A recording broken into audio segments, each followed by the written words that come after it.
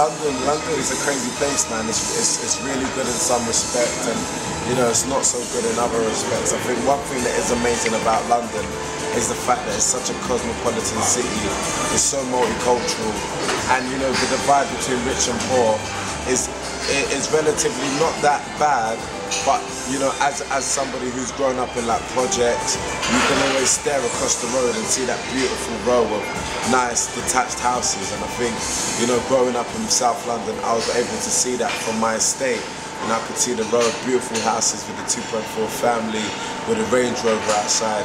And it kind of inspired me and motivated me to want to get it. Like, want to get it in. I used to look out from my balcony window and be like, rah, you know, look at those houses over there. How do you get one of those houses? I want one of those.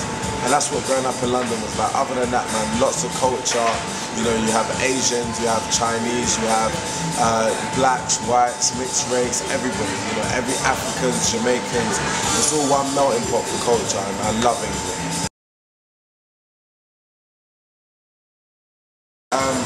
You know, I definitely think that it definitely sparked a lot of outrage amongst the local community. A lot of people who know him, I don't personally know him, but I know his local community were outraged at how things were dealt with and protested rightfully, I believe.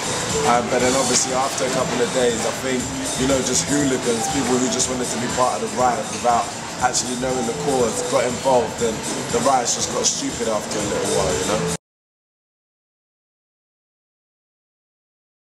Yeah, I'm real chuffed, man. It's nice to be a part of history. As you can imagine, you know, Back to the Future is very fundamental in a lot of youth culture today. A lot of people grew up off the back of the 80s being able to watch that film.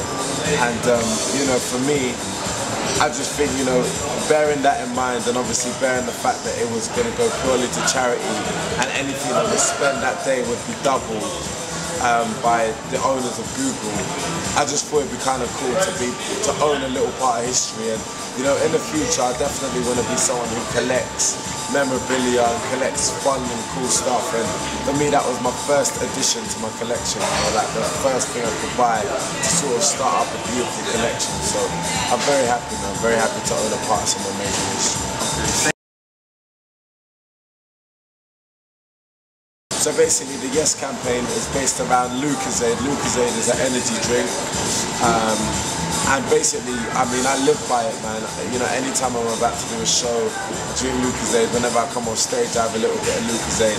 And I basically linked up with Travis Barker and a girl called Katie Taylor, who's an Irish boxer. And we've done the Yes campaign, just sort of allowing people to know how important Lucozade is in our lives and hopefully inspire people with theirs. You know, I think, you know, when it comes to me, Travis and Katie, the thing that we all have in common is that when it comes to our art, we like to use a lot of energy. So anybody who's seen a performance of mine will know I go at it 100%. Same for Travis, same for Katie. And Lucozade has been quite helpful with that. So that's basically what the Yes campaign was all about.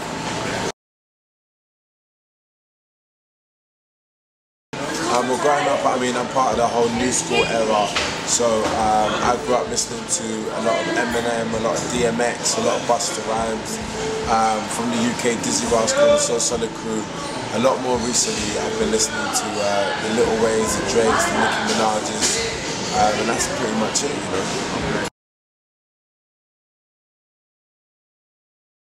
For me, Watch the Throne is incredible, man. I think Kanye and Jay-Z definitely superseded themselves. I think they set out to do something and they did it bigger and better than anybody could have ever imagined. For the first time in a long while, it was a rap album which was purely rap.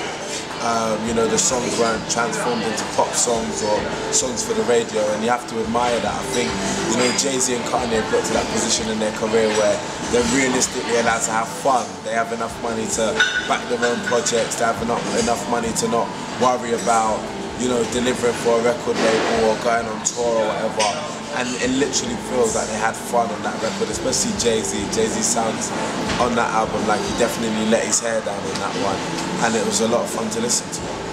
Also, it's your boy Tinie Tempah, and I'm logged on to irockcollege.com.